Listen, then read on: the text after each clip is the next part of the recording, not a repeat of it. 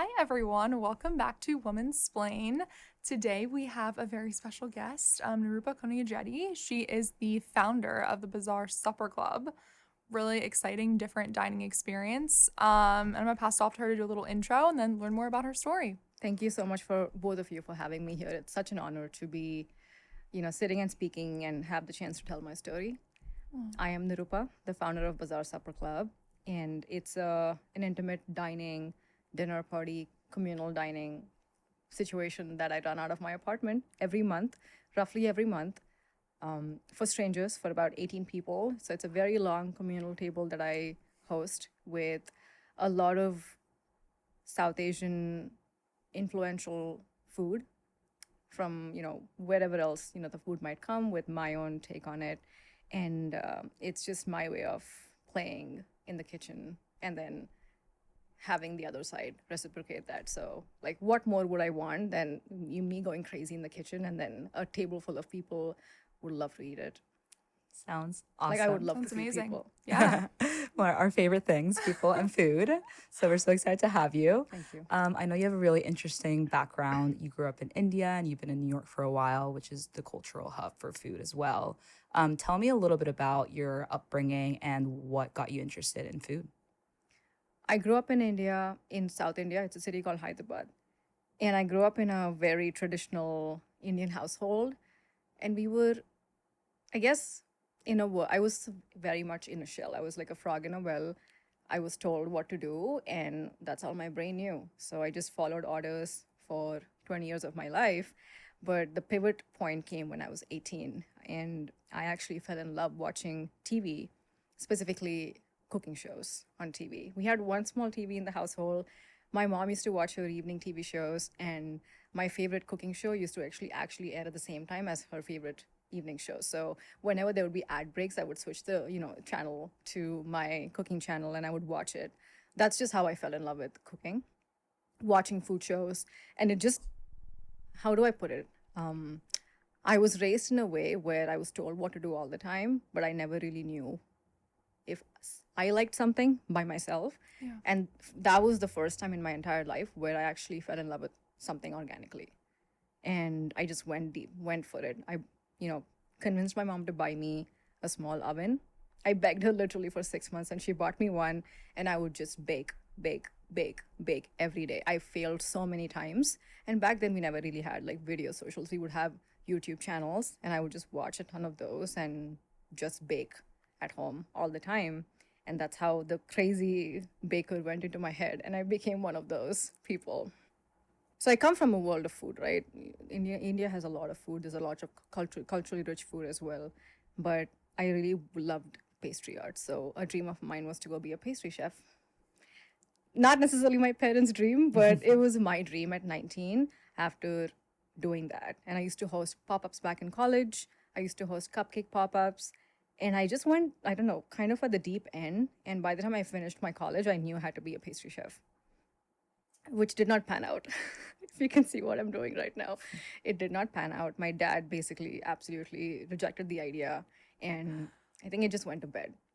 And then I came here with, continuing my technical like career journey. And 2 years ago, when I woke up one day and I realized that, oh my gosh, like this dream has been dead for such a long time, I need to wake it up. Oh, and here you are with Bazaar. It's been 2 years and it's been so beautiful. It's awesome. Yeah. So you started out as a baker, as a hobby, and I know you have a full-time job currently as well in tech. How do you kind of balance your hobby with a pretty demanding job? And with Bazaar, when you were thinking about the idea, how did you actually go about, launching it and taking that step? I was actually in between jobs, which was a perfect launch pad for me. So history time, going back, 2023 January, I just get laid off. And I'm sitting in my apartment wondering, what do I do with my life? Which the first thing was find another job, which I did. So I, spent 2 months doing that. And I had a 6-month gap in between where I could literally do what I wanted. Like, I couldn't work. I had to wait for 6 months, right? So that was essentially when I had this rude awakening call. Woke up one day and I was like, do you remember the 19-year-old Nirupa who had this dream of doing all these things in food. She just never got a chance to actually see the day of it. But now I have all this time. What do I do with it? Right? I've through the whole journey being in America for the last 10 years, when I came as an immigrant grad student, I always had this dream of, okay, like I'm gonna pick up food one day, pick up food one day, pick up food one day, do something in food.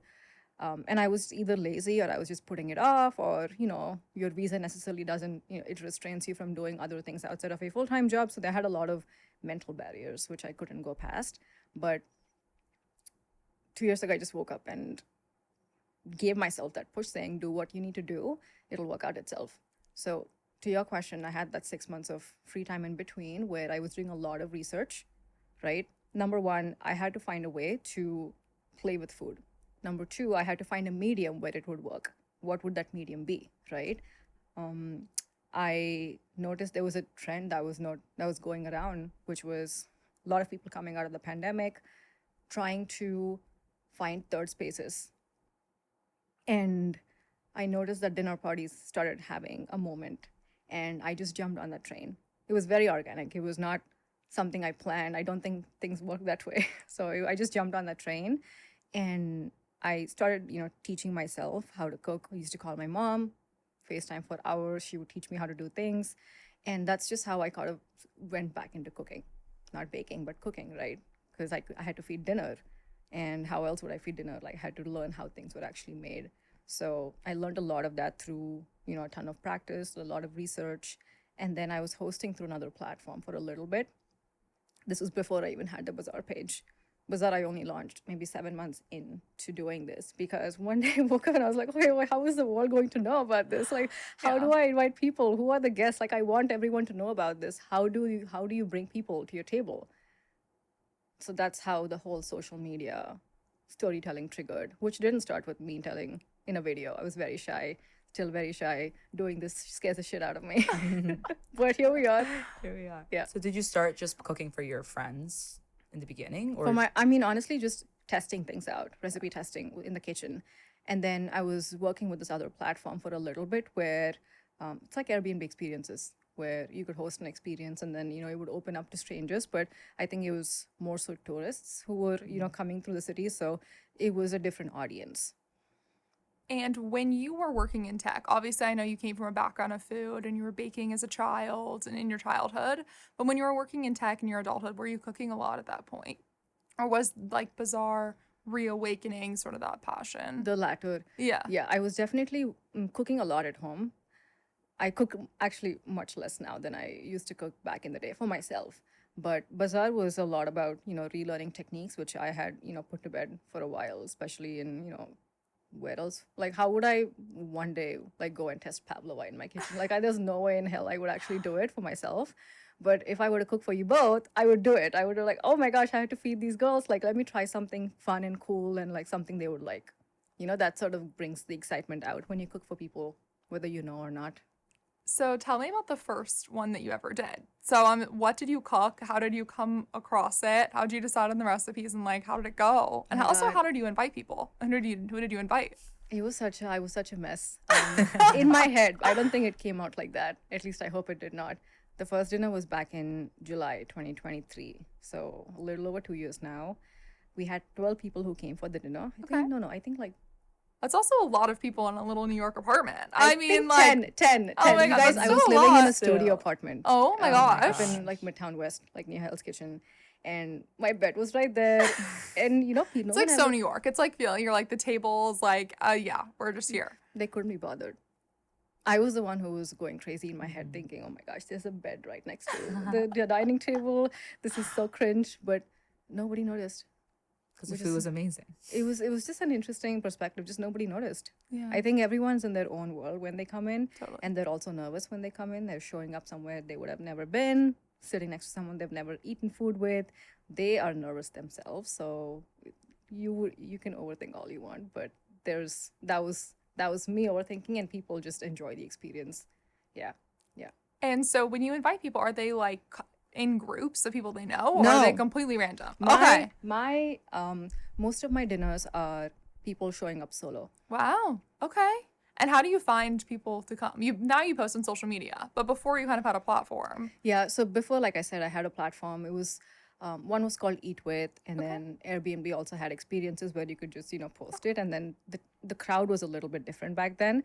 But I think the true essence of Bazaar is one, like anyone in New York who I think I'm very curious on what makes them actually step out and enter someone's apartment, willing to sit down, have a long dinner, right?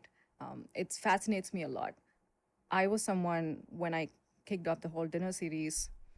Number one, I had this whole idea of reimagining food on a plate, but I was also at a point in my life where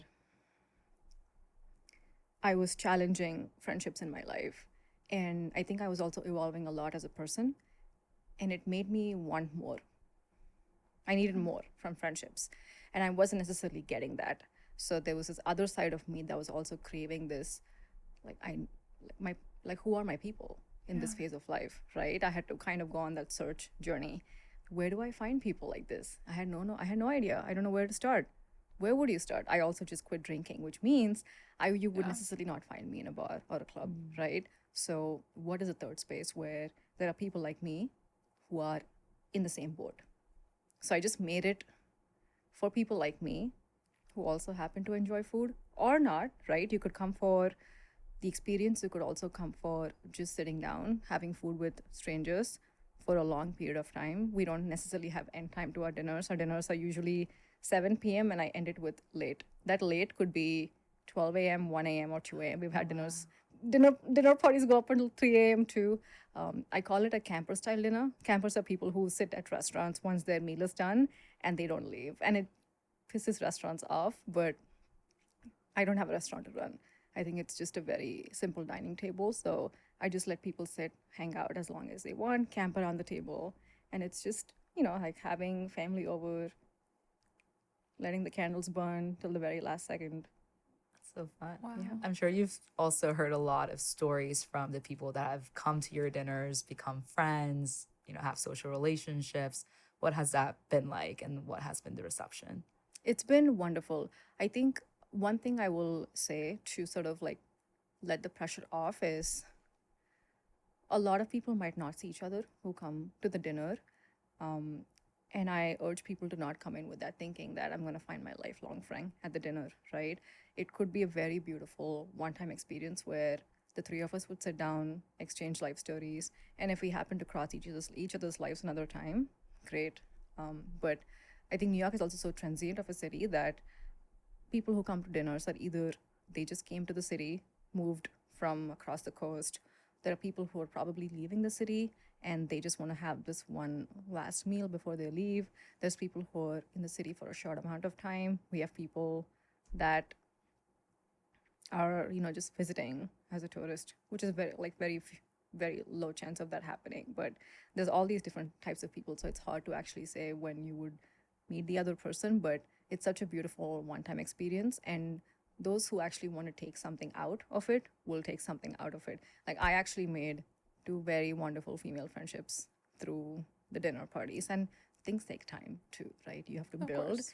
And I see people in 2 ways, givers and takers, right? I want to find givers around me, and I think those are people that I cherish a lot. And when you see one, you know one. That's amazing. Obviously, it's a pretty difficult thing to basically smooth over and have everyone suddenly feel comfortable around this table. How do you create a space for people to feel like open and comfortable with strangers? Yeah, And I'm sure it usually takes a little warming up, but warming up, and also I've hosted maybe 27 dinners now, so Wow. it gave me quite a bit of practice to actually Yeah. read people in the room and see. You have to, as a host, you wear a lot of hats, right? Number one, you run the food show, you run the kitchen, all of that. And number two, music is a very important part of the dinner, right? I have made an excellent playlist in the last 2 years, just picking out really beautiful nostalgic songs. Music also runs the mood for the night, right? We have a ton of candles in the space, so it's just very whimsical. It's very intimate. You guys should come home. You'll see it. Yeah. Number four is lighting. Also, it's very transient. It's very mood. It's very light, dim. Like I said, very candlelight style. And number 5 is how your host actually runs through the room, right? As a host, I also have to ensure that I'm looking at the room. Energy is never going to be high all the time. It's a 5-hour dinner, right? So it's pretty long. So it's very normal to have dips through the dinner and then have silent moments. When the food comes, it's going to be quiet because everyone's eating. And I can tell that's a good sign because good food, people will actually just, I want to get it done with, you know? But we have really cool icebreaker games that we play at the beginning of the dinner. So if this was a dining table, 3 of us would have 3 plates, and I very thoughtfully put together a question, like a cue card, under each plate for each person that's different. And at the beginning of the dinner, just to sort of shake things loose, I point to a person and I say, Brooke, introduce yourself, lift your plate, and answer the question. And the question can be anything. And I don't do simple questions, I do pretty wild questions. I'll give you a question example. One, I wrote this myself, by the way, this is a little deranged. The question is, tell us a secret that would ruin your life if you were to let it out. Oh. Yeah, that's just a sample question, right? So it's just fun. You may or may not answer it, but it just sort of, I think, for a second, takes people out of their brains and then, lets them out. They just get loose. And the whole table goes through that. And it's just fun. You just learn a lot about that person. Even if it's, one question, you learn a little bit about that person to kick off the night. And then we do moments like that throughout the whole dinner. I share my story. And it's just, I think people want to see people bring walls down, and we try to keep no phones at the table too. My goal is you come in, you sit down, talk to people around you, and be present for one evening. That's great. In a world that I feel like we optimize everything, every activity, like dining out, reservation is 90 minutes only. Why 90 minutes? Sit down and have a long dinner. I mean, obviously incredible. And obviously it has really struck a tone with so many people. You have a huge following, you have huge wait lists. Now that you obviously have a huge platform and so many people wanting to go to these dinners, are you curating the people who come? Are you randomly picking people? Like, are you creating specific experiences based on a theme? How do you do it now? I never curate. Really? I never Wow. did. Up So it's until first now. come, Wow. first serve. Yeah. Wow. Do you No. ever have people who repeat? I do have people who repeat. Yes, Okay. I've had someone who came maybe 2 times Okay. back to back, but I think it's interesting because I have a very short dinner table, right? We can only do one a month, which is, as one person who's running the whole operation, I can manage to do one dinner a month for 18 people. Right now, our wait list has about 10,000 people, Oh wow. which is good and Wow. bad because no one, like, we can never go through that number hosting once a month. So I'm also in the phase of figuring out how do I do other modalities of events which can, Have more people. strike those folks as well, right? I don't think dining once or once a month dinner parties are going to make, it's not sustainable for me. I can do it more than once. I can do it twice, but I've done it once. It burns me out unless I'm in it full time. But there's many ways to actually pursue it. You could do restaurant pop-ups where you can essentially take over a restaurant for an evening and have standard table covers, and that'll just open the doors for a lot of people. They can come try a dish or two. They don't have to come for the whole dining experience. Doing other style pop-up events, apartment cafes. So I'm trying to figure out how I can make it scale without necessarily monetizing it, right? Money has never been my goal. When I was building this, it just came from a point of lack of something, right? I want to sort of fill that gap. If money was what people went for, I don't think people would be in food. People are in food because they really love it. They're passionate about it. And then if you kind of expand into restaurants and pop-ups, as you mentioned, I think the beauty, as you said, is having these intimate dinners like in your home, like next to your bed. Do you think that'll kind of lose its meaning, or how do you kind of think about keeping that aura of like, coziness and familiarity at like a big restaurant? Yeah, that's a great question. It's not going to be the same. Yeah. It will not be the same. There's something about being in someone's apartment that just makes it so much more intimate. When you do restaurant pop-ups, I think it loses that aspect, but it doesn't always have to be, I guess, intimate. I think we can always do different methods, which is, I've gone to restaurant papas of people that I actually admire so much on the internet, right? There's someone who I love to see cooking, and I would just love to eat her food. So I would at least love to have that touch point with a consumer that is at least supporting me, from the other side of the screen. So I see it that way. And then once you scale, would you want to do it, full time, really be in it? What's kind of your vision in the next few years? Oh my gosh, I am Wallwood on month 10 for the year, right? Which means I'm thinking about what is my next year going to look like.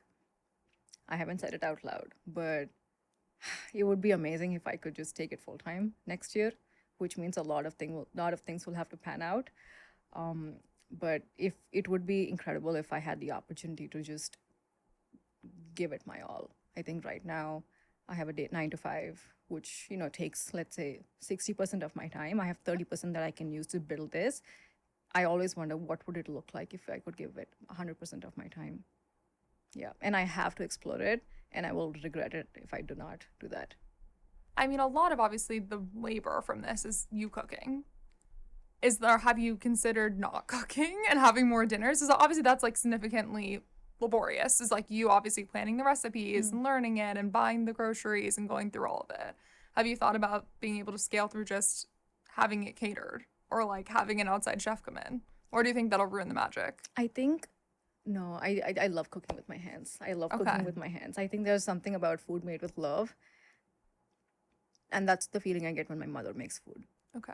And there's something about food made with true love, even if it's a simple dish. So I think it would lose the essence if I were to get it catered, because I don't know where it's coming from, right? Yeah. Right now there's a big story that comes around each dish. Each dish has a story that sits at my dinner table. We have 4 courses. Every dish is very thoughtfully put through, and I think someone's spending, time behind thinking about what I'm feeding you constantly, right? And we work with a lot of farms where we get a lot of amazing organic produce that rotates every month, which is also the fun part of our dinners, which is we do rotating menus each month. Not everything rotates, but we try to rotate most of it. And the reason behind that is that we're in such a beautiful region in the Northeast that we have incredible produce that changes each month. Now we're in fall, so we have beetroots, we have, figs and all these amazing things. And I'm just trying to play with nature, like, take what it gives and shine, make that ingredient shine. So I get to have fun. If I were to, I think, let that go, I think I would also stop having fun, which is, again, like playing with food. I want to keep that going. And I want to do more with my hands than using my brain, which is a lot of what I do during my 9 to 5. I understand that. Yeah, No, I that understand makes that. sense. Yeah. And then how do you kind of create your menu? Because of course it's different every month. So is it through like customer feedback? I mean, obviously, like based on ingredients, that's seasonal. How do you kind of put that together? So a lot of it automatically dictates based on what's in season, right? I work with this amazing company called Farm to People. And what the benefit of what they do is they give me access to all the farms upstate, and they're organic, really, beautifully grown. And if I were to get that individually from each of these farms, like gone, there's my day gone right there. So they actually help deliver all that, groceries to my doorstep, and optimizing for them is very important because I'm probably on my feet cooking for 2 to 3 days straight. So any chance I have with respect to saving time, not going for 10 grocery trips is great for me. So one, I play by nature, see what's in season, and it varies so much month to month, right? The entire like map is changing every month.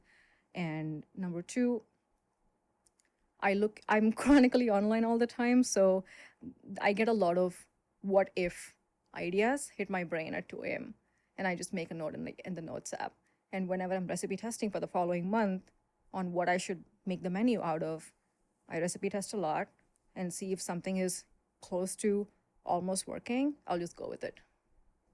Right? And a dish doesn't have to be perfect. I think it also depends on how you sort of make it work your own way. And we've had enough dishes rotate that's enough POC to, keep some of them back on every other rotating menu as well. One of our famous dishes is, I think you know which one it is. It's the chart that we make. It's a take on burrata salad with an Indian street dish, which consists of all these chutneys with tamarind and mint and cilantro, and it's just like a bomb in your mouth. It's so good. It's a flavor bomb. Every single month I keep it no matter what. And I change the root vegetable that sits in it on the bottom. It could be squash, it could be pumpkin, it could be something else. It can change, but the core of the dish remains the same. And that's your original recipe, right? Like you're playing around I with. think I saw a version on the internet, to be Yeah. honest. I think a lot of things that I make on my menu are either watching people on the internet and then making a tweak and then adding a couple of additions. So they're all inspired. I wouldn't say anything is ever 100% original in my case. I don't even, I don't think I'm that smart to actually reinvent a whole dish, but I get inspired by a lot of people on the internet and make versions out of that work for me. And have you done any like fun collaborations with your favorite food brands, different ingredients? Yeah, I think one of my favorite brands is this pistachio butter company called Pistachio. Oh, It's it's delicious. it's these, two founders. I think they're a couple. They're based out of the West Coast. They're very young. They came out of college maybe like a year or two ago, and they launched this really clean organic pistachio butter company. And they sent me a sample once, and it was incredible. It was incredible. And I think we collabed with them a couple of months ago. We had this other incredible brand that makes organic granola made with ghee. It's called GME Farms, female founded, also incredible. We did a collab with Kiki and Ilan from Sour Milk, maybe in January this year. That was super fun. That was pre-launch. So we do a really cool, preferably female founded CPG companies, and then just see a way to make that ingredient shine in the menu. I love that. That's awesome. And if you are able to go full time, besides obviously having more dinners, what else would you like to do to be able to, really bring, I feel like you've tapped into this just like level of connection that I think we're searching for. And we have been probably for a long time that the pandemic brought forth as like an obvious thing. But how do you want to be able to grow while also kind of maintaining that intimate feeling? I would not change anything about it. At least the way the dinner is being held right now, I think it's Yeah. the heart and core of what I've built. It's taken me so much time to refine it over the last 2 years. I would love to do more of it, Yeah. but there's only one of me. So I have to figure out a way to make it work. If I were to go full time, I think that would give a lot more time on my hands, right? Yeah. It would be amazing to partner with venues that have maybe a little bit more of a larger space, and I'll try to make it work in a more intimate way while we can seat a few more people. So if you are, a brand of a space, or if you want to collab with me, like please like DM me. I'm always open to doing that. I've never taken the dinner out of my apartment, but I think it could be a fun experiment. And there's some beautiful venues that I have on my wish list, which ideally are like all brownstones in Brooklyn, that I would love to host one in the parlor. And if we have a chance to host at a bigger venue, I think that could be a fun way. But I think I definitely would have to either do a larger table or maybe have higher frequency. And I think both are very likely possible if I were to go full time with this. Yeah. Do you think it will work as well outside of like a city like New York that has just so many people? I don't think I would know, honestly, the Yeah. answer to that.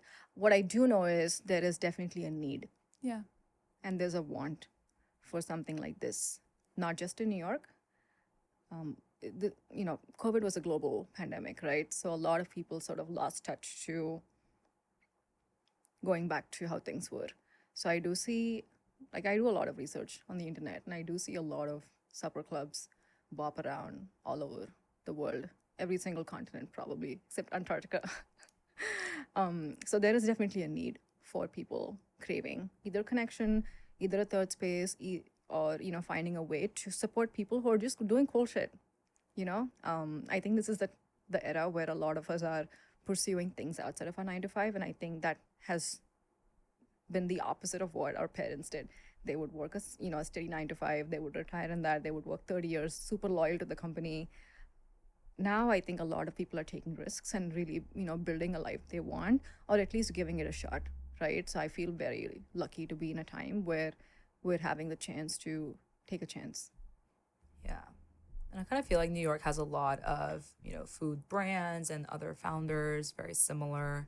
They're passionate in this space. So I feel like that also kind of helps having like a lot of brands to collaborate with and just like bounce ideas off of. So I feel like if you do go full time or when you do, that'll be like a nice community to have. Yeah. Have you met anyone in this community that, you are like bouncing ideas off with, have been like really great in terms of giving you, advice if you do go full time? How have you kind of found like the food community here Yeah, in the city? honestly, I think I love the food community.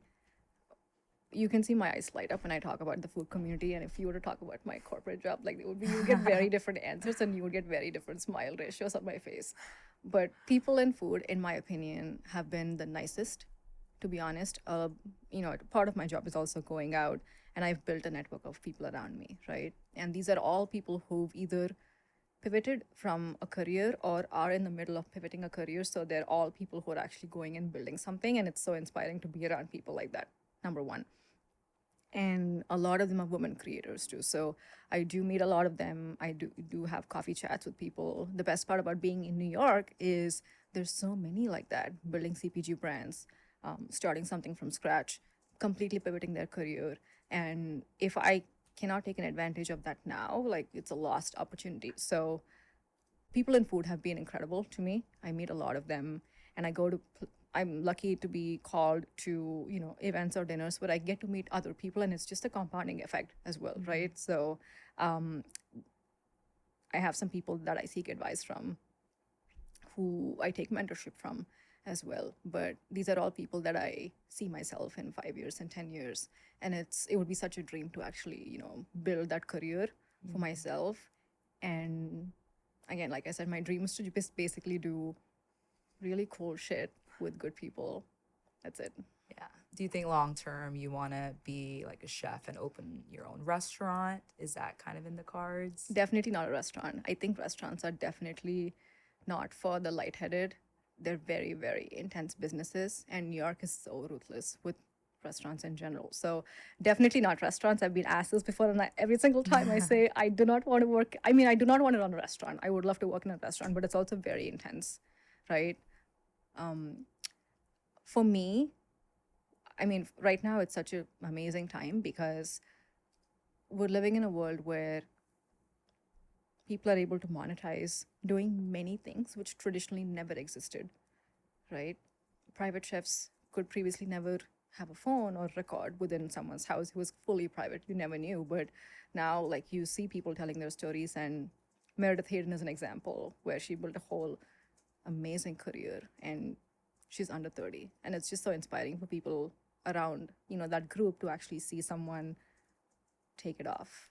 And I think it makes us not think that our dreams are unapproachable. My thinking has changed so much over the last year. In the past, if I were to think of doing something, I would immediately get scared and think of all the possible scenarios that it will not work. Now, if I think of something, I always my brain wakes up and says, that doesn't sound that crazy. Yeah. No, I love that. I think that has also been a similar experience for us too, kind of founding this, obviously, as it's continued to grow, is that if you do it, it's surprising what the results can be. Yeah. And look at who you're bringing to the table, right? You're bringing all these amazing women founders to the table. And I think the more and more you sort of bring people around you, I feel like it becomes bigger and better and bigger and better. Yeah, as well. Yeah. There's so many cool people. They're doing lots of cool shit. So it's been super fun. I'm really curious, what's your favorite restaurant in New York? I don't have one. This is me. I'm very greedy like that. I don't have one. A restaurant is good enough for me if it has 1 or 2 star dishes, right? So I have a rotation, and there's so many new ones that keep opening up in New York that you can never stick with one. I used to have this place that I used to go pre-pandemic. It was in the East Village called Bauhaus. I love It's a hole in the Bauhaus. wall place. They used to make Great. $5 bows, and they shut down in the pandemic, and they've never opened again. It was incredible, perfect drunk food. Even if you're not drunk, you could perfect like midnight snack. It's just amazing. I haven't found a place like that since then. I love Bonnie's, which is in East Williamsburg. There's just so many that I can think of. I actually feel like Indian food. I was gonna ask. There's like a lot nowadays with Yeah. I like Masala Wala, which is in yes. Park Slope. That's really good. They do a really good Bengali fish. Sema is very good. It's just hard to get through, hard to It's get also in. really spicy.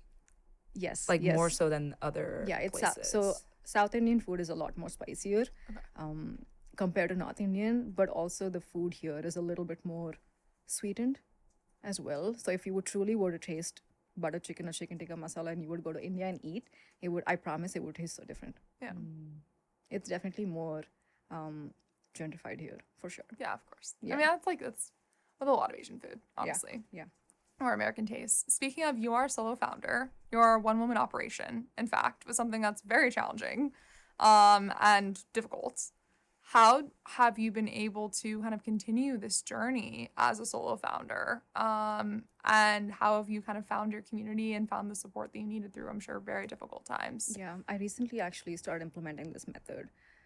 What I do is dinner party guests that eat at Bazaar, they actually would love to come back into the space and help in any way they want, which one I'm very thankful for, right? It's amazing. And what I've started asking is if they would be interested in, if you've dined before with us, if you would be willing to come and help at the back of the house for the next dinner. So if you two were a part of this month's dinner, and if you were interested, which is completely voluntary, you can actually come be the staff for the next dinner with me for the back of the house. And they already know how the operation runs, right? So it's just such a nice way of, in their version, in their eyes, giving back and seeing it from a different lens altogether. Like it's like running a little restaurant and then being a part of that.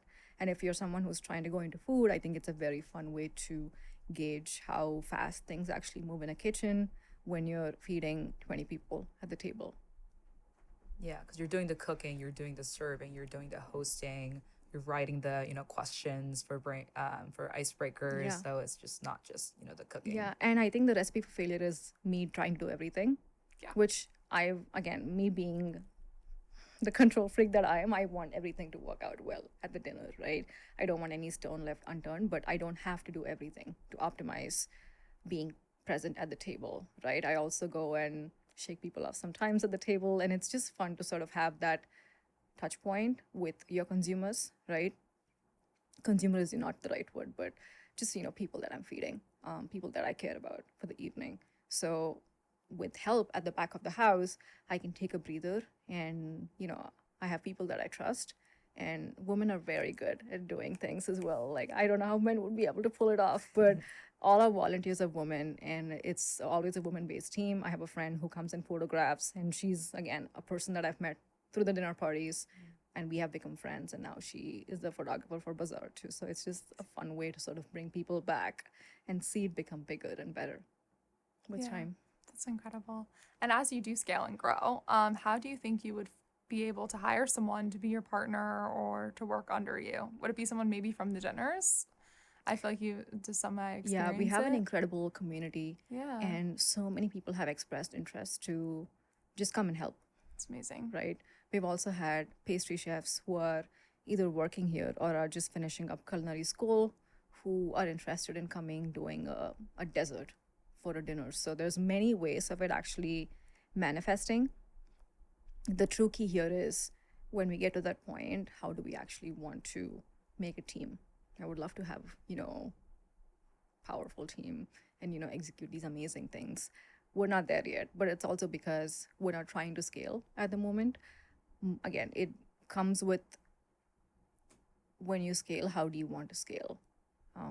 So I haven't thought about that yet, but I think it's something to possibly think about. There's many ways it can also go into, right? If I were to just do restaurant pop-ups, like that would be a very different way to pivot.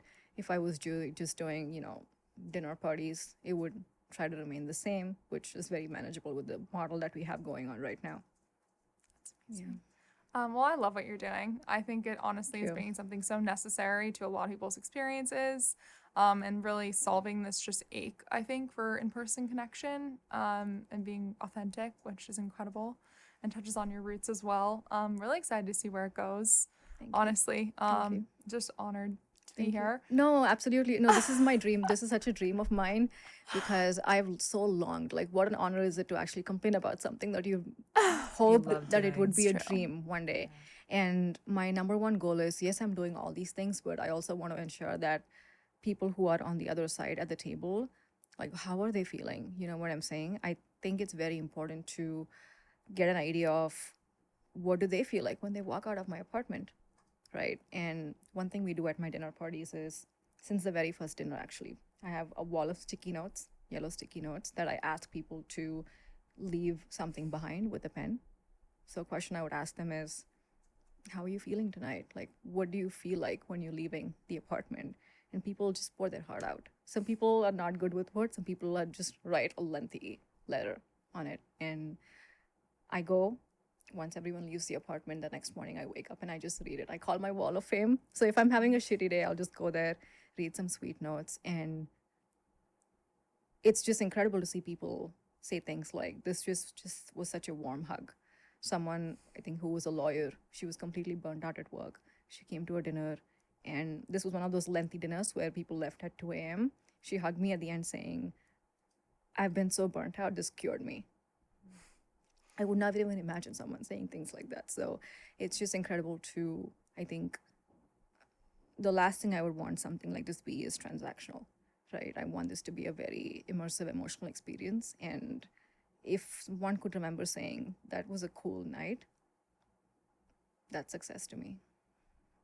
Oh, that's so amazing. inspiring. I I have like love goosebumps. that. Yeah, no, That's me so too. I yeah, love that. heartwarming. And So- as someone that is, living the dream, basically, what is one piece of advice you have for someone that wants to start their own, company or follow their dream? Just start. Honestly, just start.